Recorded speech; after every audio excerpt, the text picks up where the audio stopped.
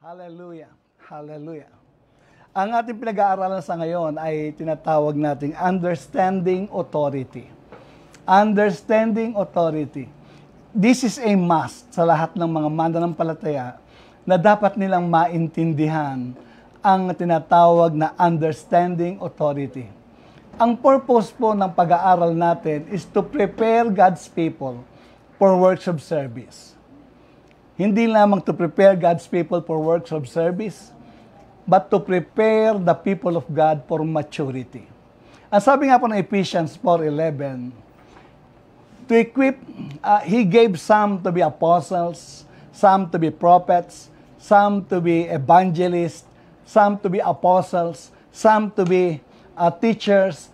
Ang purpose nilang lahat is to equip God's people for works of service, so that the body of Christ may be built up until we all reach unity in the faith.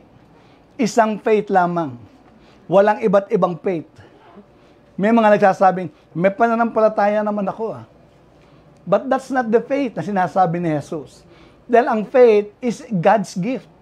Hindi natin kayang i-produce ang faith na sinasabi ko nga po palagi, na ang faith is God's gift. At hindi po pwede magkaroon ng kahit na sinong tao ng pananampalataya malibang isuko niya ang buhay niya kay Jesus. Pag hindi sinuko ang buhay niya kay Jesus, hindi siya magkakaroon ng pananampalataya. Sabi na iba, naniniwala rin naman ako sa Diyos. Fine. Fine, sabi ni Santiago. Sabi ng 2:19. But don't you know, even the devils believe God? And they tremble. Pero hindi mo ba alam na maging ang mga demonyo niniwala rin sa Diyos? At nanganginginig pa? Bakit? Dahil alam nila na pag sinabi ng Diyos, it is going to happen, it is going to happen. Kaya, unity in the faith and in the knowledge of the Son of God. Isa lamang pagkakilala kay Jesus. May mga tao na naniniwala kay Jesus as the Son of God. May mga tao na naniniwala tao lamang siya. Pero sinasabi ng Bible, there must be one. Isa lamang ang pagkakakilala kay Jesus. He is God. He is the Son of God, and He is God. And to become mature, nasabi, mag-mature daw ang bawat isa sa atin. Yes, nagsimula tayong lahat as a baby Christian. Nung pinanak tayo, nung na-born again tayo, baby tayo, parang maliliit pa tayo. Pero hindi tayo po pwedeng manatiling babies. We have to mature. Kinakailangan mag-mature tayo. Mag-mature tayo to the point to attain the fullness of Christ. We must attain the fullness of Christ. Hindi po pwede yung baby tayo ngayon. Yung iba sa atin is 20 years ng Kristiyano and yet baby Christian. Hindi alam paano how to grow. Kung paano silang maggagawa ng tinatawag na paglago. Isang bagay po na lahat tayo ay dapat lumago. Lahat ay dapat mag-mature. Hanggang sa point na dumating ang pagkakataon na kung naglalakad ka, makikita ka ni Satan. Sabihin ni Satan, sino si Jesus at sino ka? Hindi niya ma-identify kung sino si Jesus at sino ka dahil bumabalot sa iyo is the same anointing, the same power, the same lahat ng bagay na kay Jesus ay nasa sa iyo. Because He is the head. He is the head and we are the body. At sinasabi ko nga, napaka-pangit tingnan ng isang matured na head ay kukonekta sa isang babying katawan. Kaya kinakailangan we have to mature, attaining to the whole measure of the fullness of Christ. Kinakailangan ang level ng maturity natin ay ang level ni Jesus. Kaya tayong lahat ay narito, ini-equip for works of service so that the body of Christ may be built up, mabuo, until we all reach unity in the faith and the knowledge of the Son of God and to become mature, attaining to the whole measure of the fullness of Christ. Glory to God. Ito po ang purpose ng study. Bakit tayo nag-aaral ngayon? Yes, dahil ang iba sa atin, baby pa. Natural lang yon. It's okay. Hindi po masamang maging baby. Pero lahat tayo dapat mag-matured. Hindi po pwedeng 10 years na tayo na Kristiyano and yet we are still baby. We are still baby. Kinakailangan po umakyat na tayo at makuha natin ang talagang maturity natin. Pero sinabi ko nga po last time na before we study understanding authority, when we become a Christian, there are things that we must understand. Kinakailangan maintindihan natin. Una, we must serve Him. Kinakailangan maglilingkod tayo sa Kanya. Walang Kristiyanong hindi naglilingkod sa Kanya. Dahil kapag hindi tayo naglingkod sa Kanya, ang salvation natin ay mawawala. May nagsasabi mga tao na, once saved, always saved. Yes, in a sense, always saved, but you have to serve Him.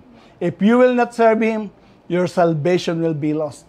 Iyon po ang lesson ng parable of the talents, the parable of 10 minas, the parable of 10 virgins, the goat, and the sheep. Those were the lessons. Ano po ang lesson doon? Hindi sila nag-serve. Lahat sila ay nawala at napunta sa tinatawag na hell. Second, we must learn submission to authority before we can be disciple. Totoo sinasabi ng Panginoon na interesado siya sa disciple na go and make disciples. Disciples of all nations. Hindi sinabi ng Panginoon na go and make converts. Hindi po interesado ang Panginoon sa convert. Ang interest niya ay disciple. But before you can be a disciple, you must learn submission to authority.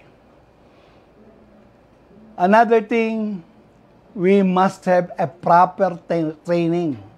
Hindi yung training na hindi proper. Kaya po mahalaga ang tinatawag na magkaroon ang bawat mananampalataya ng proper training. Mag-antay, tariye, sabi ng Panginoon, tariye, mag-antay kayo until dumating sa inyo ang Holy Spirit.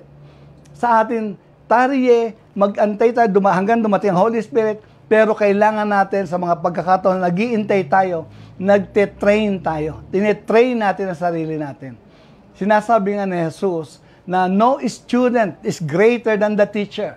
But the student can become like the teacher if he is fully trained. Kaya kinakailangan mag-training tayo. Another thing, rebellion has no place in the kingdom of God. In serving God, we must be careful to serve Him, not in the spirit of rebellion. Sabi ng iba, paano spirit ng rebellion na nagsiserve naman ako sa Panginoon? Yes. Hindi masama mag-serve sa Panginoon.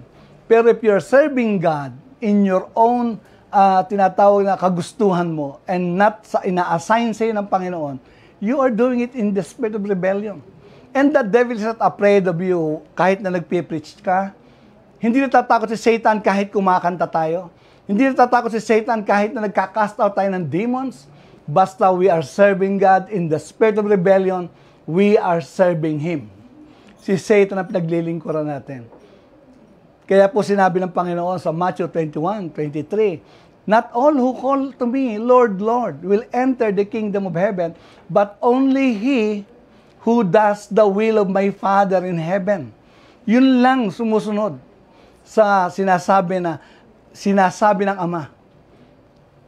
Sabi ni Jesus. Sabi nga nila, Lord, Lord, didn't we prophesy in your name? Didn't we cast out demons in your name? Didn't we perform miracles in your name?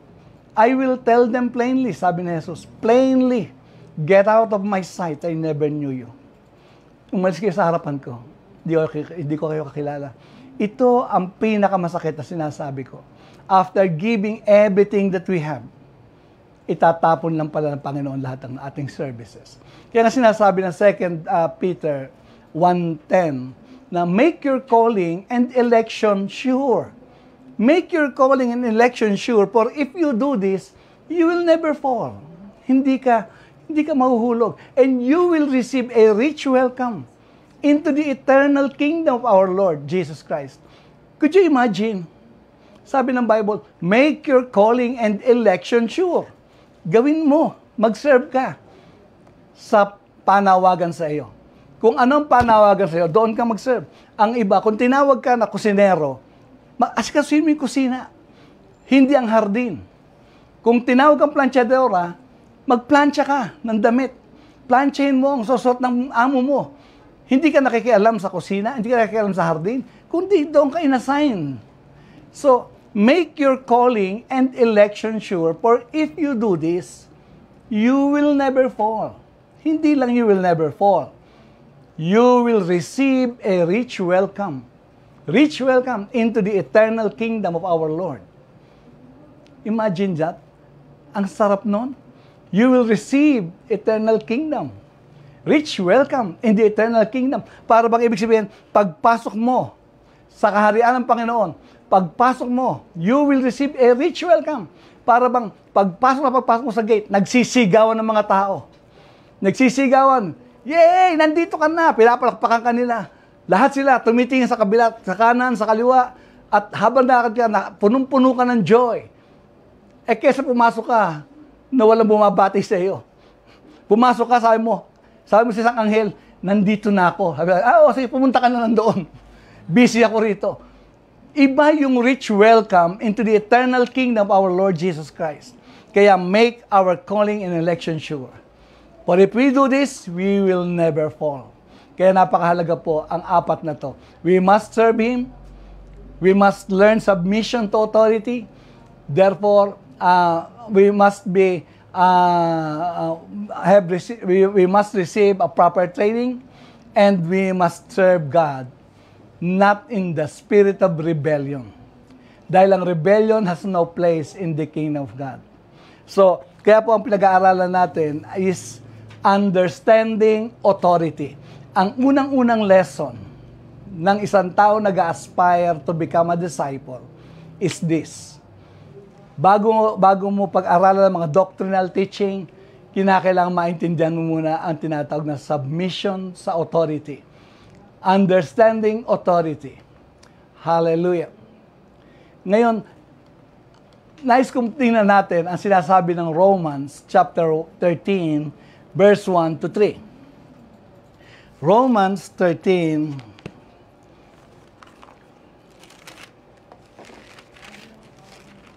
verse 1 to, to 7. Sabi ng Bible, let everyone be subject to governing authorities. For there is no authority except that which God has established.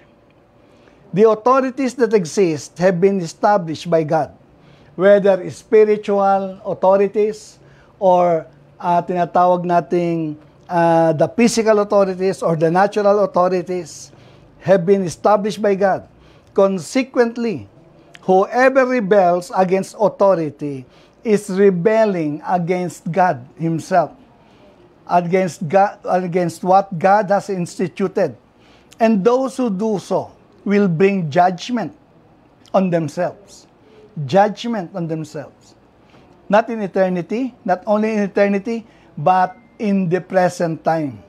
Ito na tawag nating the throne of Christ's glory. For rulers hold no terror for those who do right, but for those who do wrong. Do you want to be free from fear of the one in authority? Then do what is right, and you will be commended.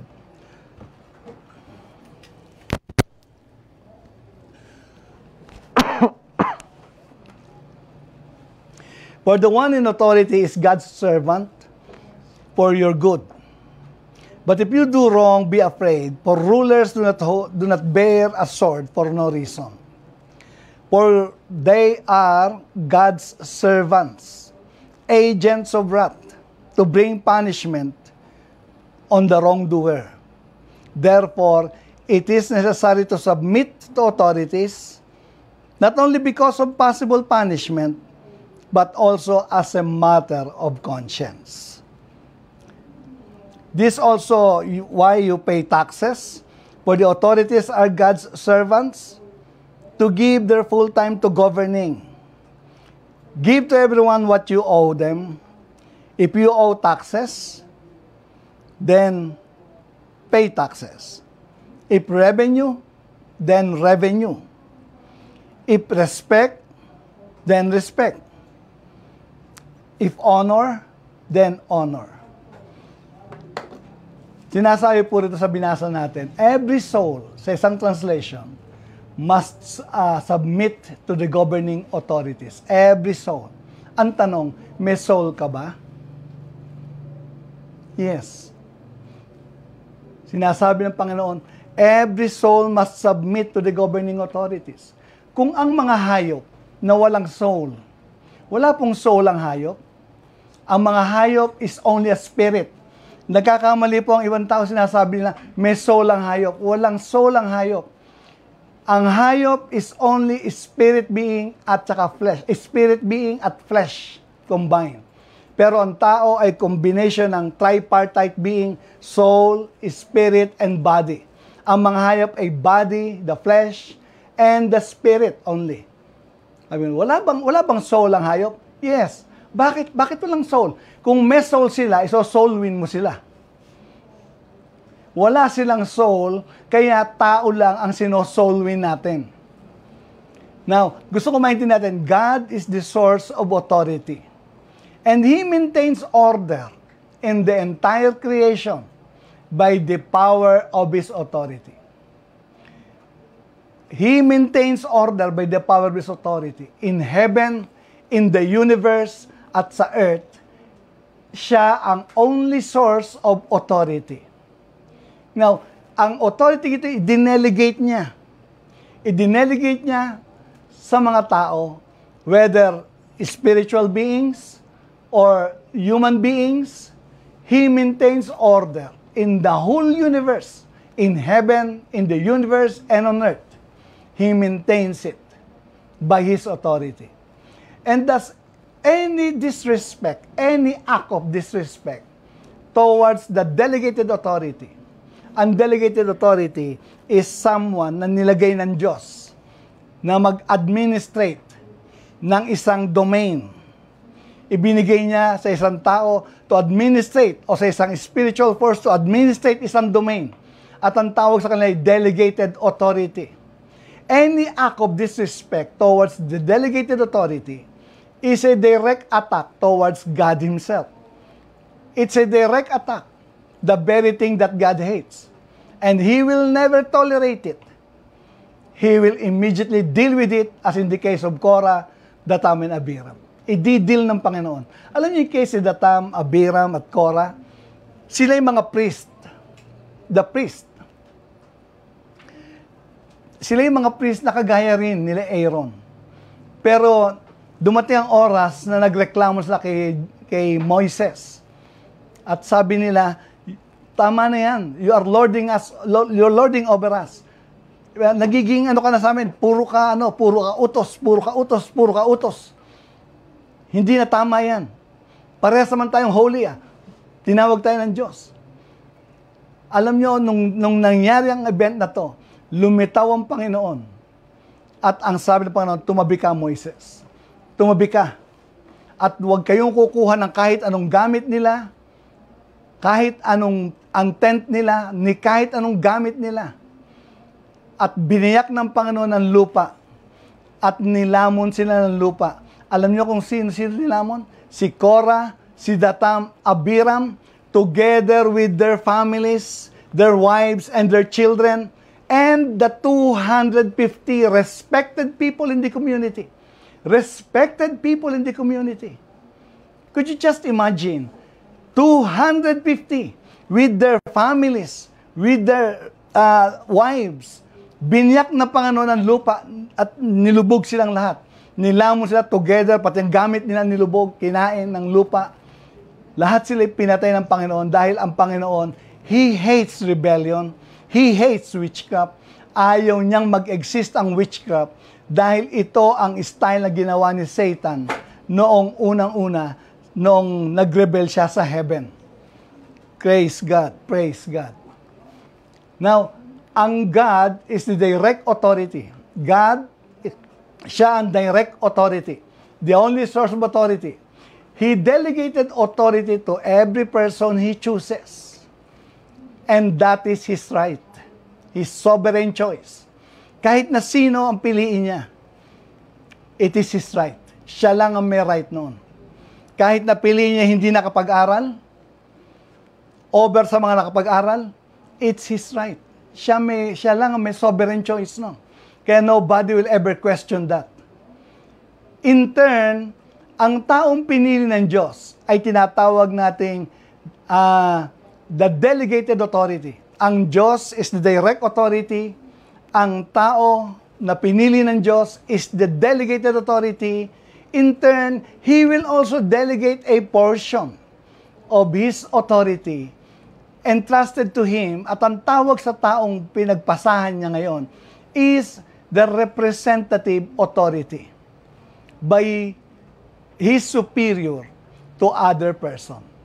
Kaya, ang Diyos, the direct authority, ipinasa niya ngayon sa delegated authority, at ang delegated authority, pinasa niya, at ang tawag sa pinagpasahan niya is representative authority.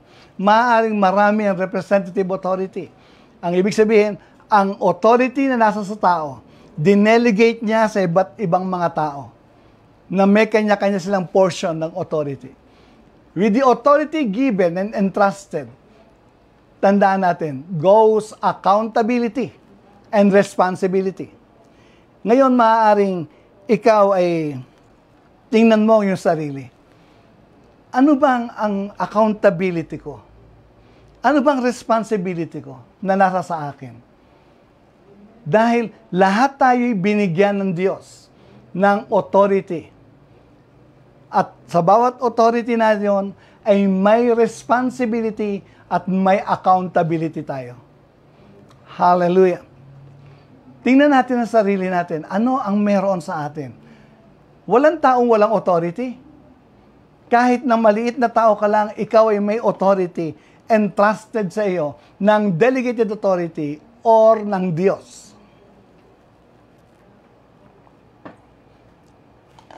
Kaya we must understand this.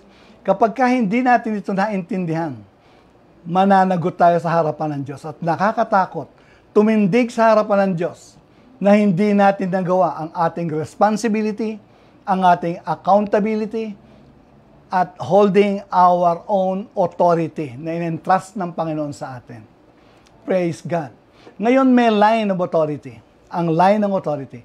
Ang unay Diyos, the direct authority, the source of all authority and power. That is God. Ibinaba ng Panginoon ang authority at dinelegate niya ang authority niya sa tao. Speaking sa tao, not the angels. Dinelegate niya ang authority niya sa mga tao. The one that God entrusted directly His own authority, a portion of God's authority, pinasa niya. Now, in turn, ang delegated authority, ipapasa rin niya sa tinatawag na representative authority. The one entrusted with delegated authority by the authority given him by God. Naglilipat-lipat sila.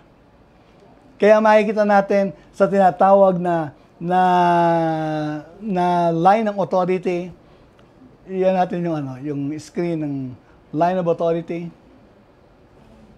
Okay, God, the person chosen by Him, and the person chosen by the delegated authority. Ngayon, ang person chosen by the delegated authority, maaaring marami sila dahil ang authority na nasa tinatawag na delegated authority, ipinasa niya to a portion of His authority. Ang pira-piraso ng authority niya ay inilipat niya sa lahat ng tao. Praise God.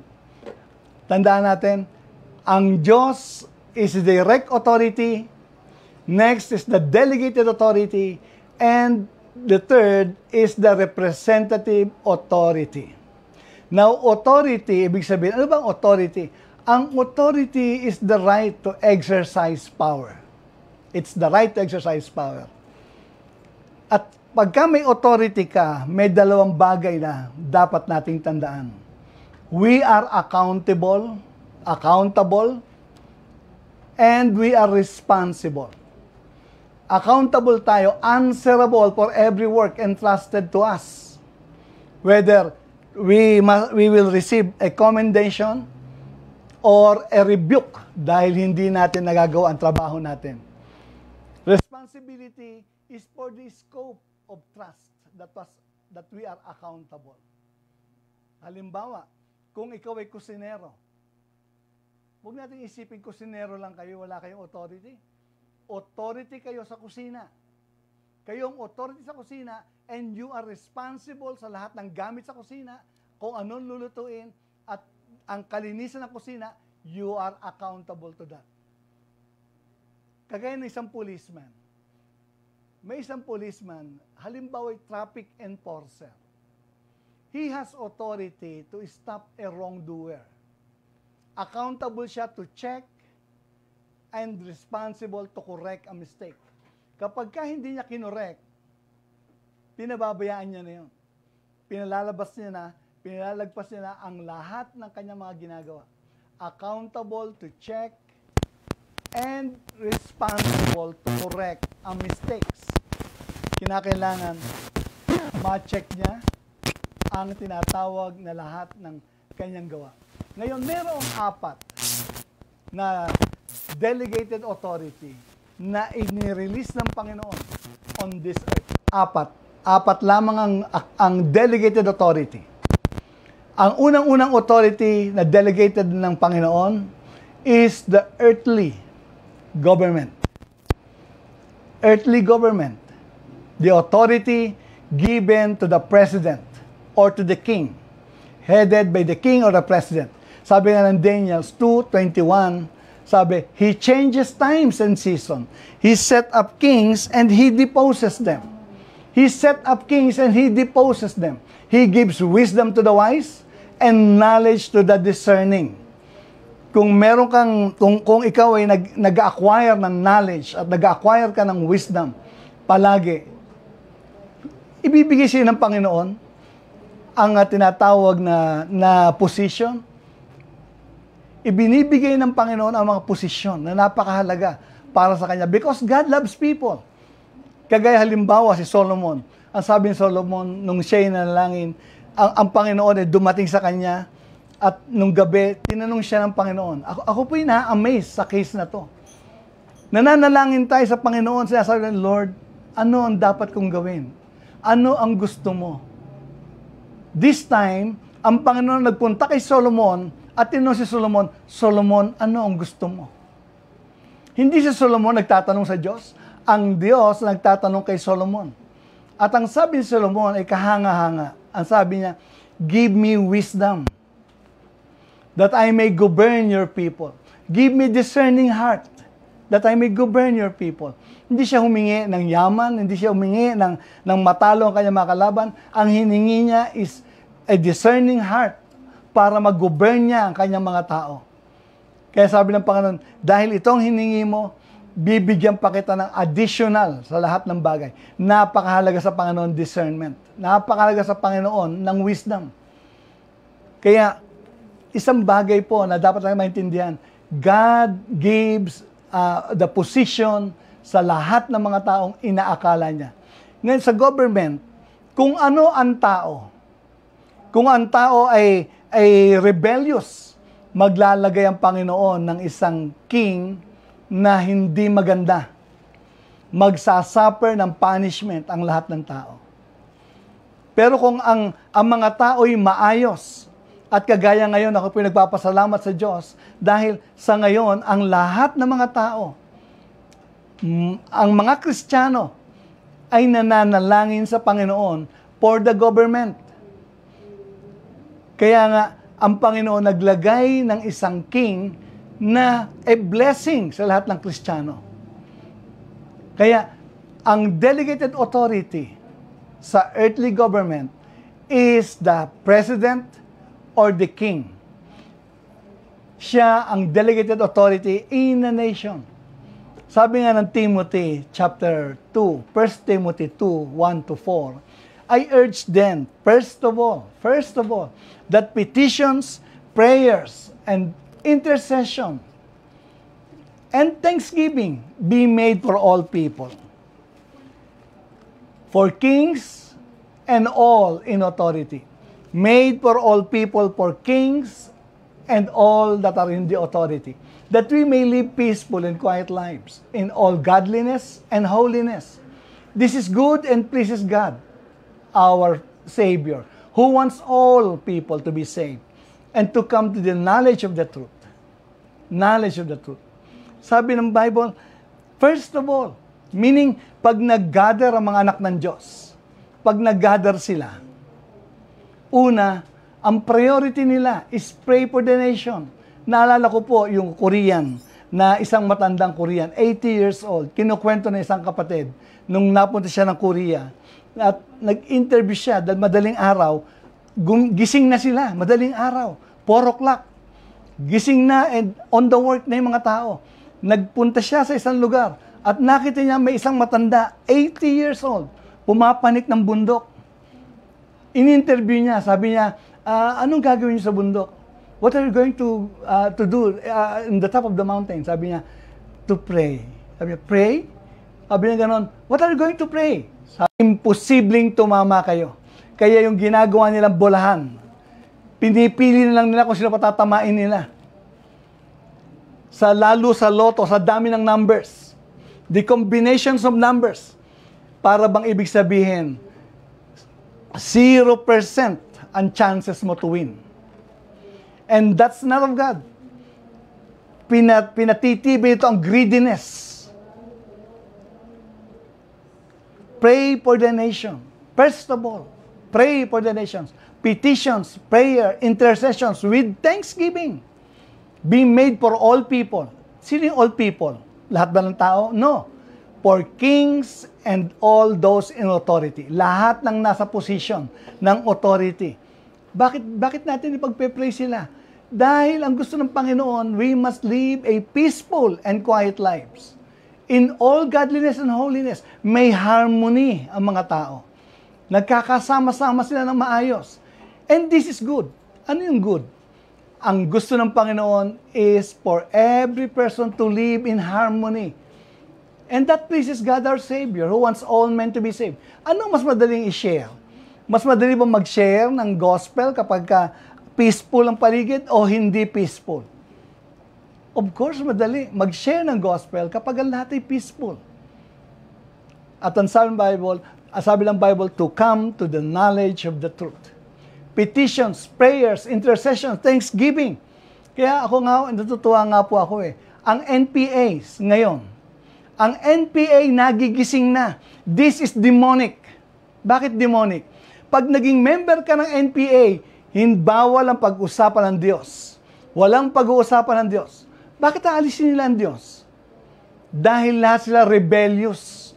Mga rebellious people. Ayaw na mag-submit sa authority. At nagpapasalamat tayo sa Panginoon dahil ngayon nagigising na sila sa katotohanan na hindi sila dapat naggumagawa ng ganito. Bili mo pinapatay na kapwa Pilipino, ang tingin nila bayani sila. Kapwa Pilipino, panapatay mo. Minsan walang naiintindihan na parang kagaya ng may mga kamag-anak kami na pinatay ng NPA. Nasa biyahe sila, pauwi. Hindi sila military, hindi sila NPA. Simpleng tao, minasakyan ang sasakyan nila. Ngayon siya, nagtulog-tulugan siya. Tinakita niya yung mga tao, naka-uniform. Sabi niya naka-uniform, pero duda siya dahil hindi kompleto uniform. Sabi niya, hindi mga ano to. These are NPAs. Dahil puro dugo na siya, akala ng nagmassacre sa kanila, is that patay na siya. Hindi nila alam, hindi siya namatay. Siya lang ang nag-survive among the group. Ngayon, tinatawag na ang mga fake news. Ini-expose na ngayon ng Panginoon. Ang graft and corruption. Isa-isang tinatawag na ini-expose ang graft and corruption. Na-expose na ang graft and corruption. Ang mga drug addicts, ang mga drug lords, na-expose na sila. Kailan nangyari ito? Hindi nangyari ito ng mga past regime. Ngayon lang nangyari ito. Kaya bulag pa rin ang marami na hindi nakikita ito. At sa ating mga prayers, dapat pinagpe-pray natin ang 8 pillars of society. May nagpe-pray dapat sa education, sa media, sa government, business sector, ang families dapat pinagpe-pray, ang church, ang arts and culture, and science and technology. These are the 8 pillars of society na dapat nakabantay tayo para sa ating bansa. Praise God. Sabi nga ng Bible, sa Romans 13, 1 to 2, sabi ng Bible, let everyone be subject, or every soul be subject to governing authorities. For there is no authority except that which God has established. No authority will ever exist. Authority will ever exist. The authorities that exist have been established by God. God that established. Consequently, whoever rebels against the authority, they are rebelling against God. What God has instituted. And those who do so will bring judgment on themselves. Alam niyo, sa verse 1 hanggang verse 7 na mga passages na to, 8 times binanggit ang authority. Authority. Authority. Authority.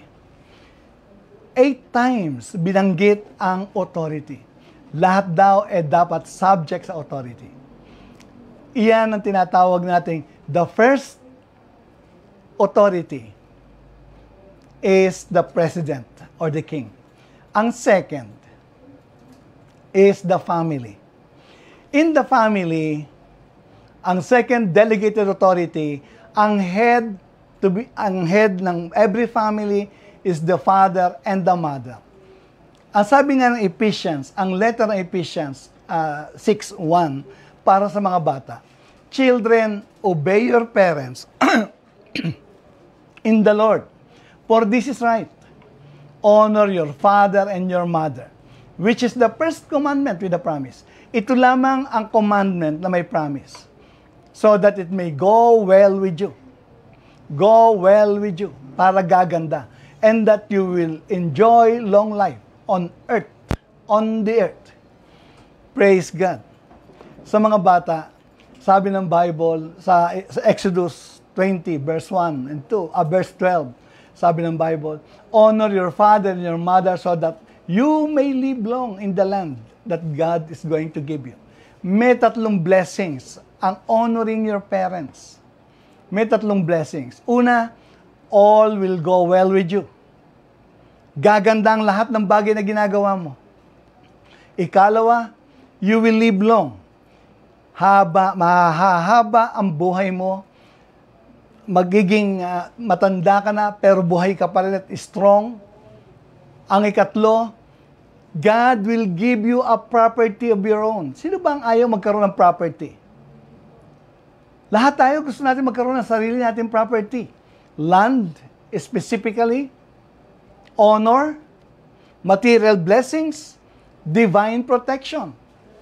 Marireceive ito ng mga taong gumagalang sa kanilang magulang. Ang father ang tinatawag na responsible sa family. Second, ang babae sa kanya.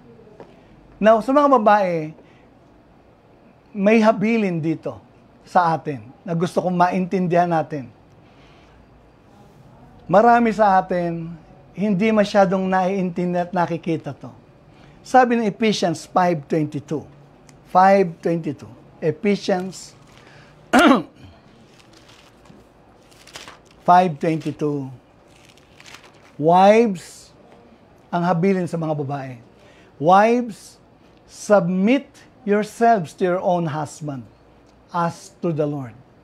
Meaning, kung paano ka nagsasubmit sa Diyos, ino-honor mo ang Panginoon, ganon din ang honor na ibigay mo sa iyong asawa. Kung paano mong ino-honor ang Panginoong Jesus, ganon ang honor na dapat mong ibigay sa asawa mo. Kaya habilin ito sa atin, sa mga kababaihan. Dahil ito yung malaking problema. The body of Christ suffered a lot of problems in the body. Nag-suffer tayong lahat. Nag-suffer. Bakit? Dahil hindi naintindihan submission sa authority. In understanding authority, in serving the Lord, you must understand that submission to authority is vital. Even in your own house. Kaya sabi ng Bible, woman, wives, submit to your husband as to the Lord. Habilin ito sa atin. Never challenge the authority of the men. Never challenge the authority of the men. Bakit? Dahil God will destroy your family and your household. Minsan nagtataka ka, may sumisira sa pamilya ko, nilalabanan mo, spiritually. Sabi mo, talagang Satan, ikaw, hinawasan mo pamilya ko. Hindi natin alam. Tayo sumisira, ang Panginoon ang sumisira. Bakit? Hindi natin dapat i-challenge ang authority ng lalaki. Sa ngayon, nire-restore ng Panginoon ang tinatawag na honoring the Father. God Himself will destroy your family because He hates witchcraft. Galit ang Panginoon sa witchcraft, and that is witchcraft. Alam niyo sa Isaiah chapter 3 verse 12, sabi ng Bible, youths, oppress my people. Woman, rule over them. Galit ang Panginoon sa Israelites. Bakit? Ang mga bata raw ay rebellious. At ang mga babae, sila nagro-rule sa lalaki. Kaya nagagalit ang Panginoon sa kanila. Alam po ninyo, tayong lahat ay mga Pilipino. And I'm sorry to say this. Patawarin po ninyo ako, sasabihin ko. Lahat tayo yung mga Pilipino at punong-puno tayo ng pamahiin. Natutuwa tayo pagka tinatawag na ang isang lalaki under desire. Ayaw ng Panginoon ng ganong klase. Wawasakin ng Panginoon ang family mo kapag ka under desire tayo. Sa kasala na lang, ako po yung nag-serve, sinakwento nga po, ako yung nag-serve sa altar for so many years when I was a child, hanggang lumaki ako. Nag-serve ako sa altar, inaayos ko ang damit ng pare, kinakampana ako, tumatawag ako ng mga tao sa misa, at nagseserve ako sa misa. Lahat ng trabaho sa simbahan, ginagawa ko. At sa kasalan, naroroon ako sa tabi ng mga tao dahil inaayos ko sila, naririnig ko mga magulang. Bago pumasok ang babae, binubulungan ang mga babae, sinasabing, tapakan mo yung paa ng asawa mo. Tapakan? Bakit? Para wag daw siyang a-underin. Para wag underin ang babae at ang babae ang a-under sa lalaki, tatapakan niya yung paa. Unahan mo sa pagluhod. Huwag kang papahuli. Ibig sabihin, lahat ng gagawin, dapat mauna ang babae para siyang kokontrol sa family. This is witchcraft. Witchcraft. Hindi gusto ng Panginoon ito. What the woman must do, ang dapat gawin ng babae, dapat lang maintindihan, make the house happy. Mga kababaihan. Make the house happy and make your husband happy in the house. At matutuwa siya to give you the money. Minsan nagrereklamo ang mga babae, hindi ako binibigyan ng pera, sa kanya lang ang pera. Pero pag ginawa ninyo to, dahil ang sabi ng Bible, your joy is for your husband. Magiging maligaya ka pag naging napasaya mo asawa mo. Your desire is for your husband. Your joy is for your husband. At in turn, ang lalaki will be happy to give you money. Another thing na hinahabili ng Panginoon sa ating lahat, woman must give him a husband day. Husband day. Bigyan ninyo siya ng tinatawag na isang araw in a week na i-devote niyo yung time niyo sa kanya just serving him. Serve your husband. Nire-restore ng Panginoon ang honor sa father. Itong end time. Dahil walang masisave na mga rebellious. Walang masisave na hindi nagsasubmit sa mga governing authorities. Alam niyo ba sinasabi ng Bible? Sabi nga nun, "Blessed are the meek, for they shall inherit the earth." Inherit the earth.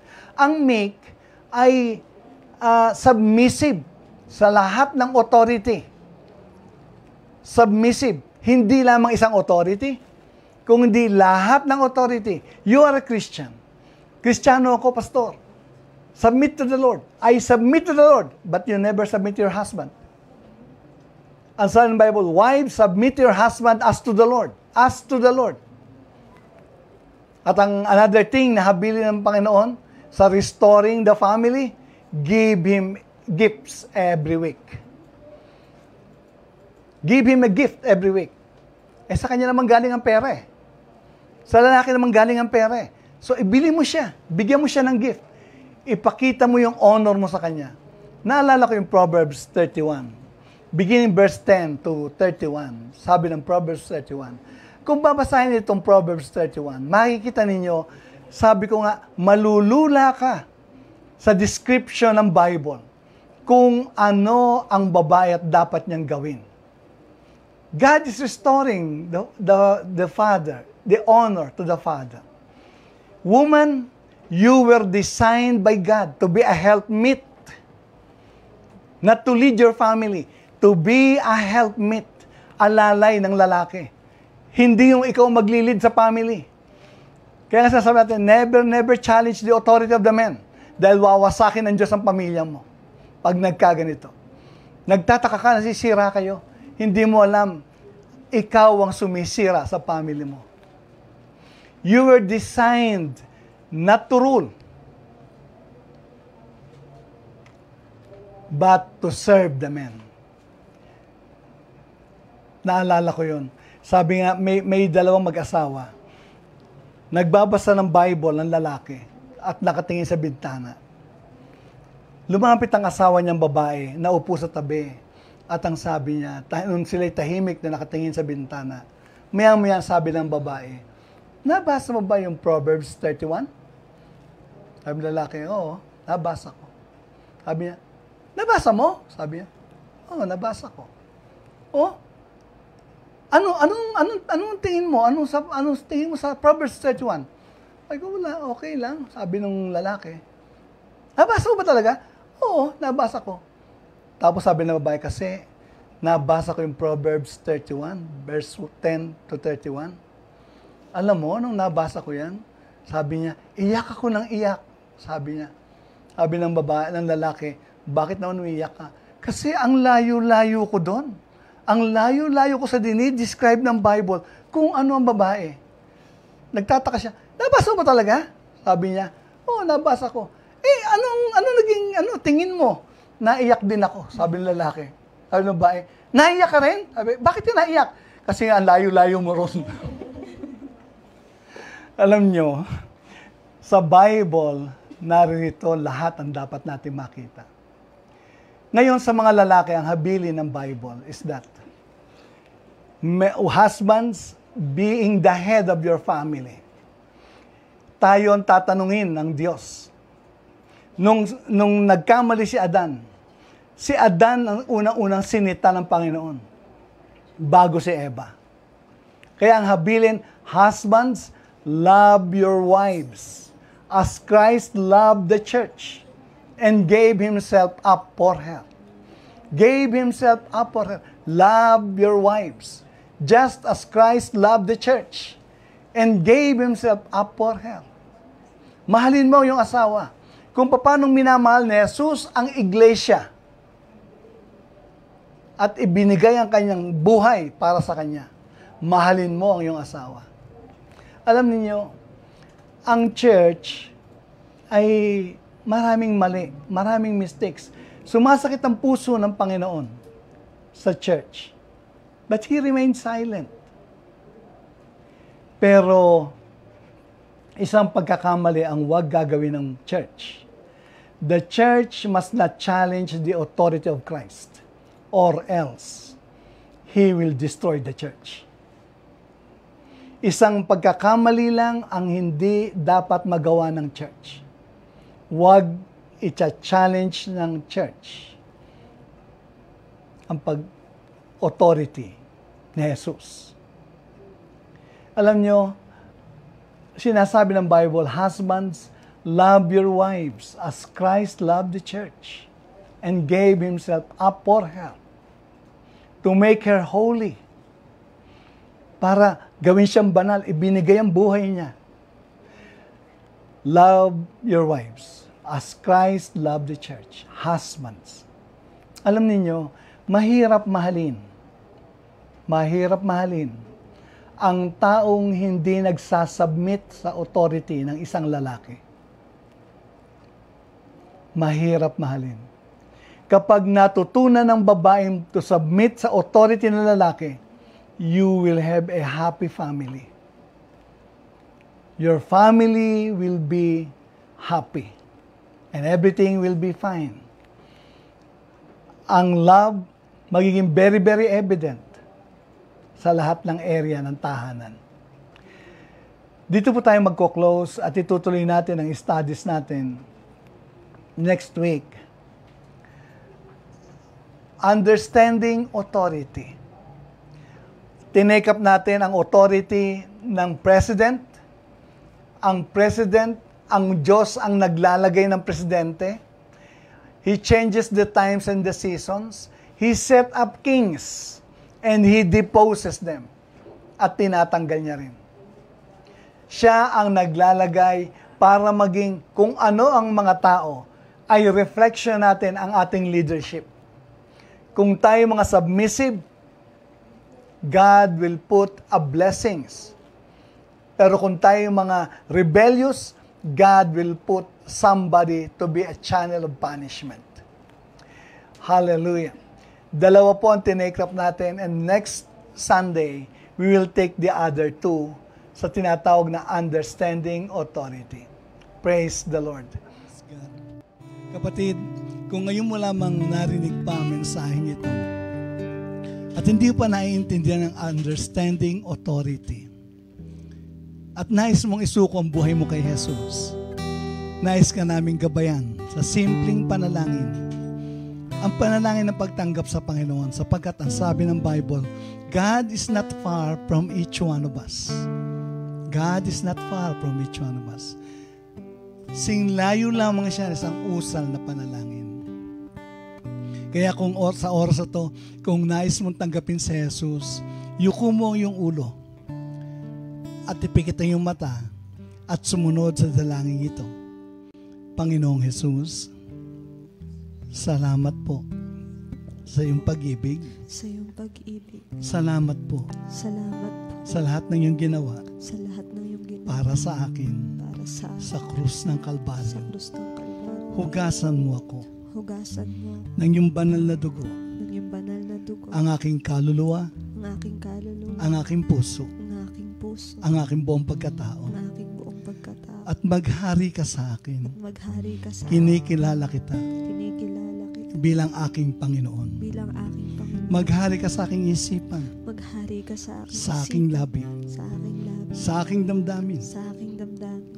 Sa aking puso. Sa aking puso. At sa lahat ng aking nasain. At sa lahat ng aking nasain. Patawarin mo, Panginoon. Patawarin mo, Panginoon. Ang mga tao.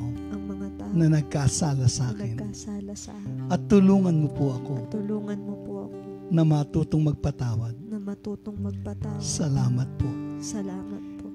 Salamat sa iyong pagtanggap. Salamat sa iyong pagtanggap. Salamat sa iyong pagpapatawad. Salamat sa iyong pagpapatawad. Salamat sa karapatan. Salamat sa karapatan. Na maging anak ng Diyos. Na maging anak ng Diyos. Isulat mo ngayon. Isulat mo ngayon. Ang aking pangalan. Ang aking pangalan. Sa aklat ng buhay. Sa aklat ng buhay. Ako na lamang po ang mananalangin. Dakilang Ama, sa pangalan ng iyong anak na si Jesus, idinadalangin ko ang bawat babae at lalaki na nagsusuko ng buhay sa iyo. Maraming salamat, Panginoon, sa mga precious souls na ito. Patuloy pong hinihiling kong iunat mo ang iyong makapangyarihang kamay. Touch these people, Lord, by the power of your mighty Spirit. Lukuban mo ng iyong kapangyarihan at balutan ng banal na dugo ng iyong anak na si Jesus. Utusan mo yung mga anghel, Lord, and surround them with godly people and your ministering angels. Panginoon, pagpalain mo silang kapayapaan that only you can give. At katagpuin mo, Panginoon, ang lahat ng pangangailangan ng bawat isa beginning this day. Huwag mong pababayaan amang banal at hayaan mo amang banal na makasama namin sila na sasalubong sa iyong pagbabalik na may sigla, may saya at matagumpay. Salamat amang banal sa lahat ng bagay. Bless your people, Lord, with health and healing. As I release healing sa bawat tahanan, I release your deliverance. I release a hunger for God's word and God's reality. Father, I thank you. In Jesus' name, amen. Amen and amen. Praise God. Kapatid, kung sakasakaling tinanggap mo ang Panginoon and you want something na kakailanganin mo for your spiritual growth, magsabi ka lamang. At we are very much willing to send you Bibles na gagamitin mo for you to grow in your spiritual life. Maraming salamat and God bless you.